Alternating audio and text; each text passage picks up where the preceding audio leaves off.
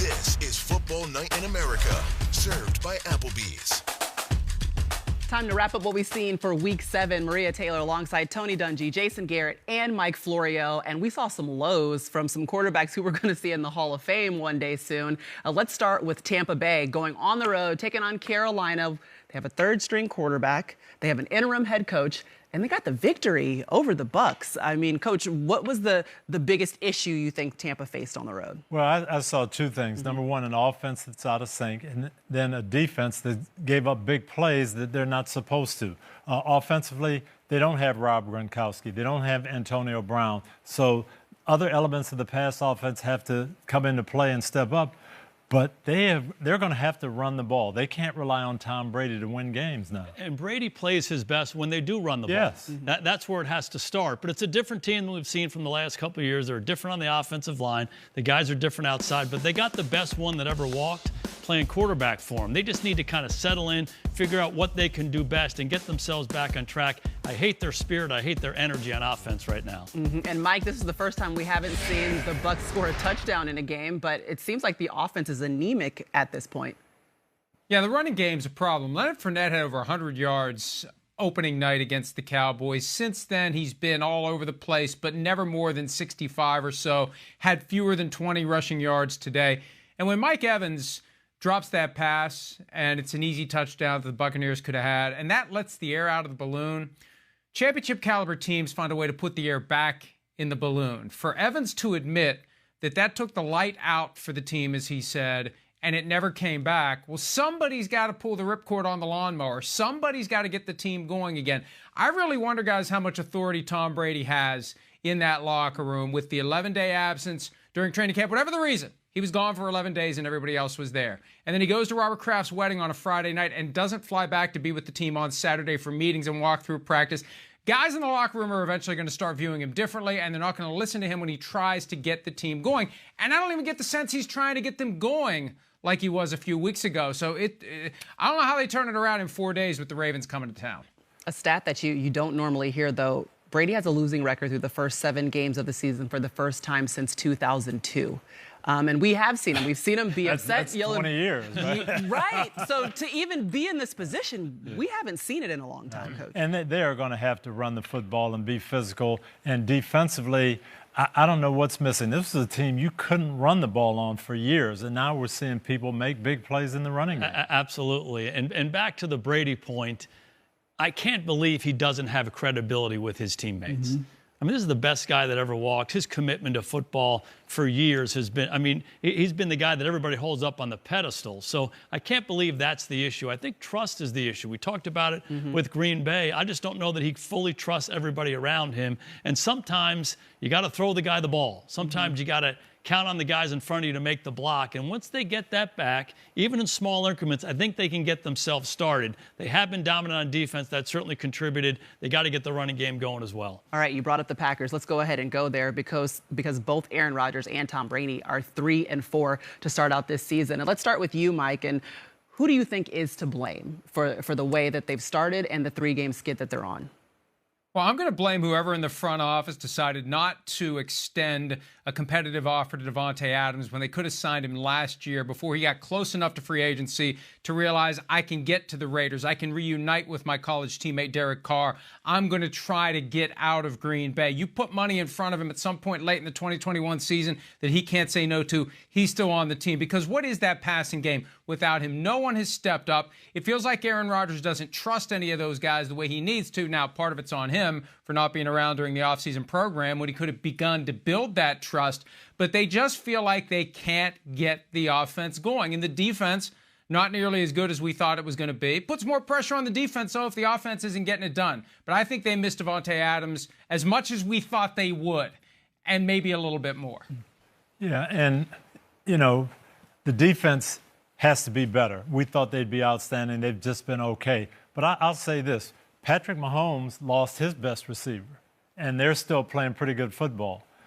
Yes, we've got young guys, different guys, new crew. When Peyton Manning had a different new receiver, you know what he did? He drove to their school, Ohio State, and threw with Anthony Gonzalez every other day in the offseason. So some of this is on Aaron Rodgers, too. It seems like the solution that we always come back to is they got to run the ball, right? I think the issue in Tampa not running the football is the same issue up in Green Bay. When they're attacking different ways, controlling the line of scrimmage, running the football with that two-headed monster they have, all of a sudden Aaron Rodgers' environment gets better.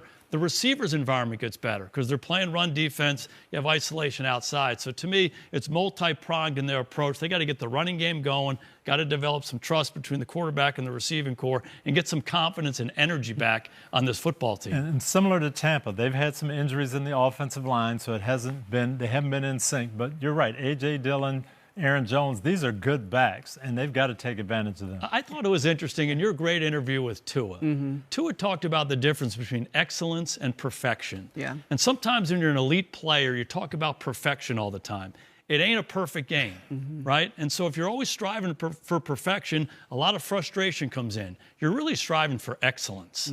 You're striving for excellence. And they just need to get back there and understand that it's not going to be clean. It's not going to be perfect. They're young guys you're trying to build up. And trust me, those two guys, Tom Brady and Aaron Rodgers, they've done this their whole career. They just need to get back to that attitude and bring that spirit back to their football team. Maybe that's what Aaron Rodgers was kind of getting to in that post-game presser, like maybe we need this. And no one's going to believe that we can go on the road and beat Buffalo, who's 5-1, and that's our next Sunday night football game. But they're going to have to try and turn it around quickly. Which team worries you more, though, Mike? We'll start with you. The Bucs or the Packers? I'd say it's the same, but if I had to pick one or the other, I'd say the Buccaneers. It just feels like they've completely fallen off and they're lost and they can't find their way out of it. The expectations were so high, and I just feel like they're not going to turn it around. Watch, they probably won't lose another game this year. I feel like the Packers can figure it out as the season goes on. And I think they'll be very dangerous if they get in as a wild card and they have to go on the road like they did in 2010. They went on the road 3 times. I think when they play at home in the postseason, they feel like they have too much to lose and they kind of tighten up. I think they're a much more dangerous team if they could sneak in as the 6 or 7 seed. You know, they're so similar to me. They're offenses that are quarterback reliant with great quarterbacks, but the quarterbacks are a little bit off right now. They've got good running games, but they're not running it. They've got defenses that are supposed to be very good, but they're not stopping people. So to me, I'm worried about both of them. To me, the biggest thing to think about here is we're 7 games into this thing. Got 10 more regular season games. There's a lot of these stories that get written. I'm betting on the guys. I'm betting on the coaches. I'm betting on the quarterbacks to get this thing right. They got struggles ahead. Obviously, Tampa's not playing in a great division. Green Bay, Minnesota's kind of out there. They're playing awfully well, so it's a little bit more challenging for them. But there's a lot of football to be played. These guys have had a lot of success. I think they're going to get it right. I kind of agree with you. The last time I was 3-4 and I had a great quarterback in Indy, we won 9 straight and ended up 12-4. So okay, so it might end well. Okay, it's okay. We're not worried about how it starts. It's how it ends. Let's end this show on a speed round. We start with the thoughts on Dak's return to Dallas. Mike Florio, we start with you. Well, you know, it was a little sluggish at first. He's rusty. He was down for 6 weeks. I think it was smart that they got him back this week and next week, bye week, and then he's ready for the Packers and the Vikings both on the road. So they got the win. It wasn't easy, but it works him back into the shape he needs to be in for the stretch run. And I was encouraged because I thought they played the right style. They didn't change, and as we saw, he got better as things progressed as the game went on, but I was impressed with the way they called the game and the way Dak played. Yeah, my biggest concern in talking to him last week in Philadelphia was he's going to come back and he's going to try to do it all. He's such a competitor. Yeah. He loves to play. He wants the responsibility. But I do think he checked himself a little bit. And they checked him and said, we're going to run it. We're going to throw it. We're going to move you. We're going to use play action. He didn't seem like he was stressed or strained. Yeah. It took him a little while to get into rhythm. But again, they're playing to their defense. And they're understanding how good that defense is. Again, 6 points today. So they can be patient. They can be calm. It's a good formula for winning down there right now. Yeah, good formula for winning here in New York City. It's the New York state of mind. What are your thoughts on the Jets and the Giants doing so well right now, Florio? Well, it's great, but horrible news for the Jets to apparently have lost Breece Hall for the balance of the season. Not a fatal blow, but really takes a lot of the wind out of the sails for the Jets. The Giants keep finding ways to win. It's really impressive. And look, who knows whether or not these teams are going to keep it up. But these wins they're getting September, October, money in the bank when it's time to figure out who gets into the playoffs and who doesn't. And they are both piling up a lot of dollars for late January.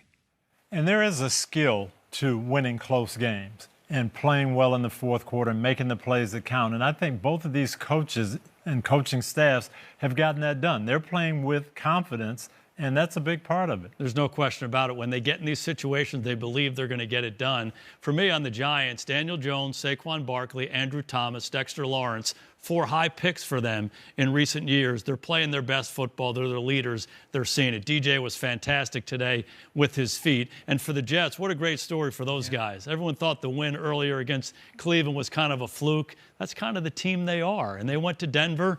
You know, it's one of those games, if you're a young team, you can let slip away from you. They did what they needed to do at the end of the ball game to bag another win. So it's been impressive stuff in New York. Yeah, both learning how to win right in front of our eyes. What about what's most surprising to you? Seattle being 4-3 in first place, or the Broncos being 2-5 and in last place, Mike? I thought the Broncos were going to struggle. I didn't think it was going to be easy. I'm amazed the Seahawks are doing what they're doing. Credit to Geno Smith. You know, it was a long time coming for him to get a second chance. You wonder how many young quarterbacks wash out in their first stop and never get that chance and maybe could have become good the second time around. So it's great to see what the Seahawks are doing. And a little bit of vindication for Pete Carroll, moving Russell Wilson at the right time and moving forward with a good Seahawks team. Yeah, to me, Seattle is just stunning. You know, over the last 4 or 5 years, we watched them kind of undisciplined play, giving up big plays on defense, a lot of penalties. This year, their defense is playing solid. They always could move the ball. Geno Smith has kept that going. But just overall, their team is playing so much better. Coach, we've been talking about spirit and energy all day long in relation to some teams that are struggling. It's the opposite for Seattle. These guys have it starts with their head coach. Pete Carroll's amazing. He's in his 70s. The juice that he brings every day, and it shows up in his team. What a great story about Geno Smith. And it's not just a story. He's playing really well. He's playing at a high level, completing a high percentage of his passes, making a lot of plays down the field, and it gets contagious around their football team. They believe what's going on. And they're fun to watch. Every time we turn it on, we're like, "Would you see what the Seahawks were doing in the screening room?" Let's talk about the dismantling of the 49ers defense by the Chiefs. What do we make of that, Mike?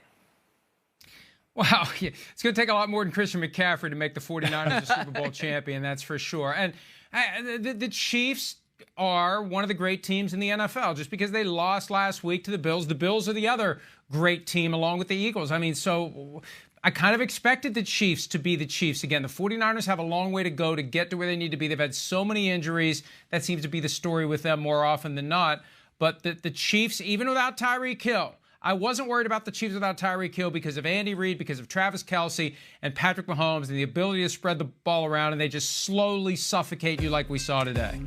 Chiefs defense still struggles a little bit in some areas, but that offense, I think they're better, Jason, because they're spreading the ball around to different people.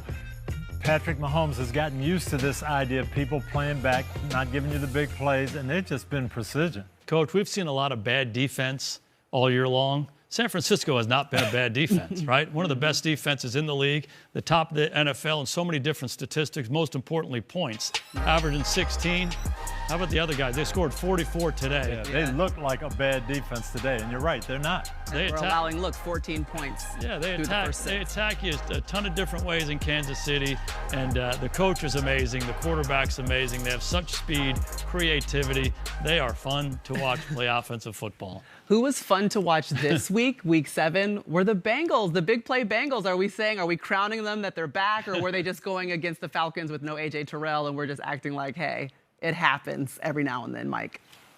Oh, I think that they're back. Look, they have 3 losses, all of which were in walk-off fashion. They should be better than 4-3. They're tied for first place with the Ravens, with the asterisk of the tiebreaker since they lost in Baltimore. But I think they're in good shape, and they're only going to get better as the season goes on. And if you play against Cincinnati, you have to have a strong four-man rush and be able to rush the passer well, and you've got to be able to play zone coverage. You cannot line up and play bump and run. They've got too many good receivers. You double chase, and you've got Boyd to worry about or T. Higgins to worry about. So it's a certain style of play that's going to be effective against Cincinnati, and they're playing these teams that just are going to dare them to throw deep. You're going to lose. Trust me, they're going to throw it deep. And they got guys to do it. The quarterback's fantastic. I love their weapons outside. But the thing that jumped out to me, Coach, was their protection. It's been such an issue for them here up to this point in this season. But Burrow was back there. He was sitting in the pocket, going through progressions. He looked comfortable. That's a big piece for them going forward. When we looked up at the first half and he had 345 yards and 3 passing touchdowns, I was like, oh, okay, it's going to be that kind of day for the Bengals. And that's exactly how it stayed in Week 7. Well, Week 8, I know I'm going on the road. Coach, you coming with me to Buffalo? All right. We got our coats ready, and we're going to have Sunday Night Football from Buffalo as they host the Packers. We will see you there, 7 o'clock Eastern on Football Night in America.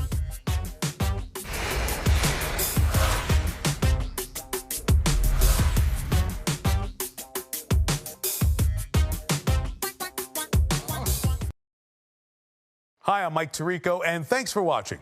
Make sure to hit subscribe for the latest news and highlights from NBC Sports.